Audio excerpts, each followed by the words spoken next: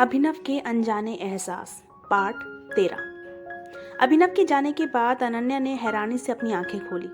वो अपने हाथ को अपने गाल पर लाकर छूती है और वहां अभिनव के आंसू महसूस करके हैरान रह जाती है। कुछ देर पहले अभिनव के कहे शब्दों को याद कर अनजाने में ही उसके चेहरे पर मुस्कान आ जाती है। अनन्या समझ नहीं पा रही थी कि आखिर क्यों वो अभिनव की तरफ खींची चली जा रही थी। क्यों उसके करीब जाकर अनन्या का दिल जोरों से धड़क उठता था। क्यों उससे बात करके या उसके साथ रहकर अनन्या को सुकून मिलता है। अनन्या ये सब सोच ही रही थी कि अचानक उसके रूम का गेट नॉक होता है। अनन्या ने अंदर आने को कहा तो एक नर्स अंदर आई। Good morning doctor Ananya, nurse मुस्कुराते हुए कहती है। गुड मॉर्निंग नर्स, अनन्या मुस्कुराते हुए नर्स को जवाब देती है। अब कैसा महसूस कर रही हैं आप? नर्स पूछती है। अनन्या मुस्कुराते हुए कहती है, ठीक हूं। कल तो आपकी पूरी फैमिली काफी डर गई थी, नर्स कहती है। मेरी फैमिली मतलब? अनन्या नर्स की बात सुनकर चौंकते हुए पूछती है। हाँ, आपकी पूरी फैमिली, वो आई थी ना कल, नर्स कहती है। अनन्या मुस्कुराते हुए कहती है, नहीं सिस्टर, मेरी फैमिली यहाँ कैसे? दी अनन्या अभी कह ही रही थी कि तभी रूम का गेट एकदम से खुलता है और अब अवनी मुस्कुराते हुए अंदर आती है। अनन्या अवनी को देखकर शॉक्ड रह जाती है। वो कुछ बोलती तभी नील जी भी अंदर आते हैं। नील जी को देखकर अनन्या की आंखों से आंसू बह निकलते हैं। यूं तो उसने अपने पापा को वीडियो कॉल पर कई बार देखा था, लेकिन ऐसे अपने सामने उन्हें वो 21 सालों बाद देख रही थी। उन्हें देखकर अनन्या के मुंह से बस एक ही शब्द निकलता है, पापा। नील जी मुस्कुराते हुए अनन्या के पास आते हैं और उसके बालों पर हाथ फेरकर पूछते हैं, कैसी हो अनु? मैं ठीक हूँ, अनन्या अपने आंसू पोंछकर बिना किसी भाव के कहती है। अनन्या अवनी से भी मुस्कुराते हुए मिलती है। इसी तरह 2 दिन निकल जाते हैं। इन 2 दिनों में हॉस्पिटल के लगभग सभी लोग अनन्या से मिलने आ चुके थे। अभिनव भी अनन्या से मिलने तब आता था जब वो सो जाती थी। आलोक जी और अरुणा जी भी उससे मिलने आ जाते थे, लेकिन अभी तक अनन्या को उनके और नील जी के दोस्त होने के बारे में कुछ पता नहीं था। वहीं इन 2 दिनों में नील जी ने महसूस किया था कि वो भले ही अनन्या के पास थे, पर उनके और अनन्या के बीच काफ़ी दूरी आ चुकी थी। वो नील जी से कटी कटी सी रहती और यदि नील जी कुछ उससे पूछते तो वो सिर्फ हाँ या ना में जवाब देती थी। अगली सुबह अनन्या को हॉस्पिटल से डिस्चार्ज मिलने वाला था। दी चलो जल्दी से डिनर कर लो, कहकर अवनी अनन्या के आगे सूप का बाउल कर देती है। अनन्या मुस्कुराते हुए बिना कुछ बोले सूप पीने लगती है। थोड़ी देर बाद एक नर्स अनन्या के रूम में आती है।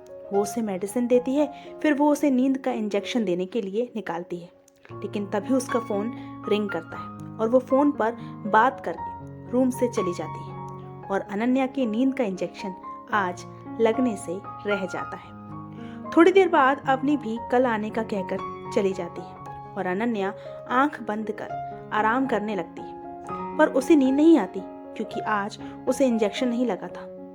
थोड़ी देर बाद तकरीबन 12 बजे अनन्या के रूम का गेट खुलता है और एक शख्स अंदर आता है।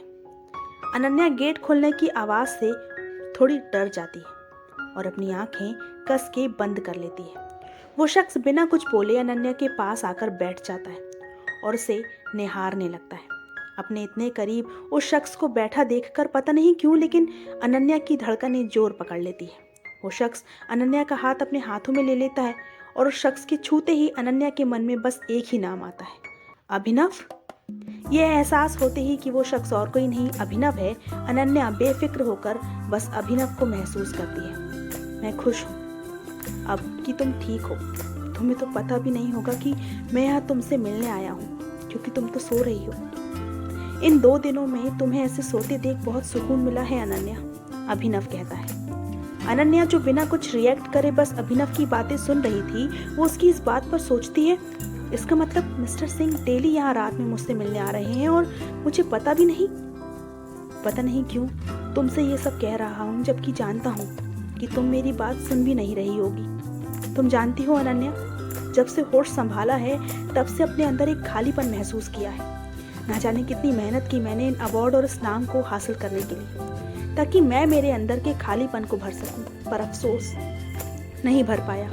उल्टा और उदास और मायूस होता चला गया। फिर एक दिन तुम आई मेरी लाइफ में। तुमसे मिलकर वो सुकून मिला जो इतनी मेहनत करने के बाद भी नहीं मिला। फिर जैसे जैसे तुम्हें समझता गया, तुमसे मिलता गया, तो जानने को मिला कि तुम्हारे अंदर भी वही मायूसी है। तुम मुस्कुराती हो, पर उस मुस्कुराहट के पीछे की उदासी मैं देख पाता हूँ। यू नो वॉट अनन्या, मैं चाहता हूँ कि तुम मेरे जैसे चुप मत रहो, बल्कि अपनी हर एक फीलिंग को शेयर करो।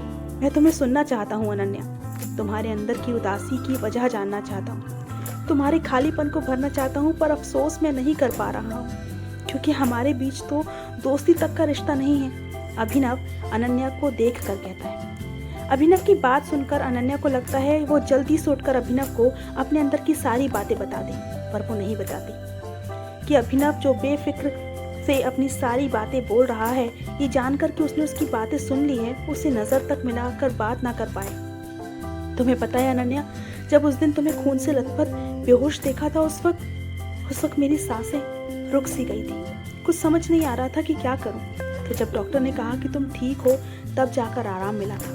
मैं नहीं जानता कि क्यों ऐसा हो रहा है, पर मैं नहीं देख पा रहा था तुम्हें उस हालत में। रात काफ़ी हो गई है, मुझे चलना चाहिए।